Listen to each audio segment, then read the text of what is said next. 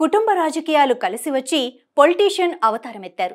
పెద్ద దిక్కుగా ఉన్న బంధువు అండతో 14 ఏళ్లుగా పాలిటిక్స్లో చక్రం తిప్పుతున్నారు. వైసీపీ అధికారంలో ఉన్నప్పుడు బోల్డ్ అంత వెనకేసుకున్నారన్న ఆరోపణలు కూడా మూటగట్టుకున్నారు.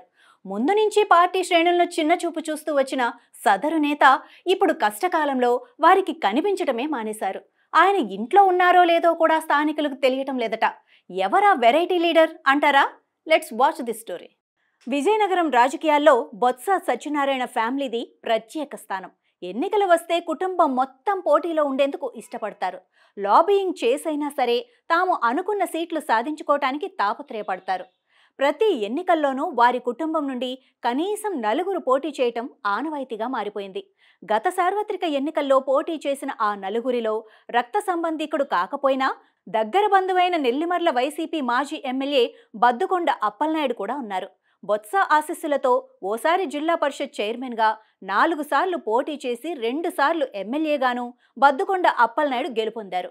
అటు కాంగ్రెస్ నుండి ఇటు వైసీపీ నుండి ఒక్కోసారి ఎమ్మెల్యేగా పనిచేశారు. అంతేనా, బొత్స హవాను వాడుకొని గట్టిగానే వెనకేసుకున్నారన్న టాక్ కూడా జిల్లాలో గట్టిగానే వినిపిస్తోంది. కొండలు గుట్టలు నుండి భోగాపురం ఎయిర్పోర్టు స్థల సేకరణ వరకు బద్దుకొండ దేన్ని వదలలేదని, ఆయనది ఒక్క ముక్కలో చెప్పేంత అవినీతి కాదని వైసీపీ వర్గాలే దీర్ఘం తీస్తుంటాయి. గత ఎన్నికల్లో ఆయన ఘోర పరాజయం పాలవ్వటానికి అది కూడా ఒక కారణమంటారు.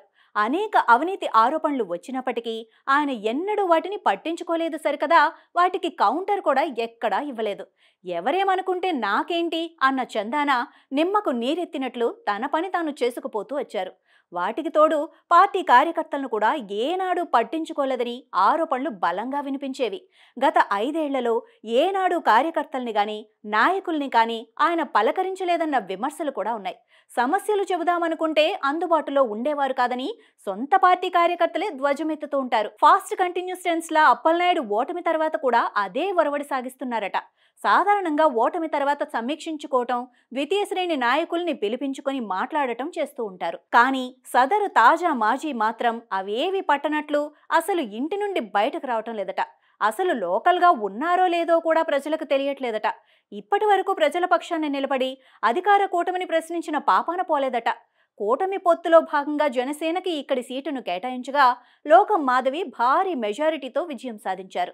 ఆ తర్వాత ప్రాధాన్యత పేరుతో టీడీపీ జనసేన బహిరంగంగానే బాహాబాహీకి దిగినా బద్దుకొండ కనీసం పన్నెత్తి కామెంట్ కూడా చేయలేదు. కూటమిని చెడుగుడు ఆడుకోవటానికి అవకాశం దొరికినా కనీసం వ్యంగ్యాస్త్రాలు కూడా సంధించలేదు. పోనీ కార్యకర్తల కోసం కాకపోయినా నమ్మి అవకాశం ఇచ్చిన పార్టీ కోసమైనా కనీస కార్యక్రమాలు చేయకపోవటం ఎంతవరకు సమంజసమని వైసీపీ వర్గాలు భగ్గుమంటున్నాయి.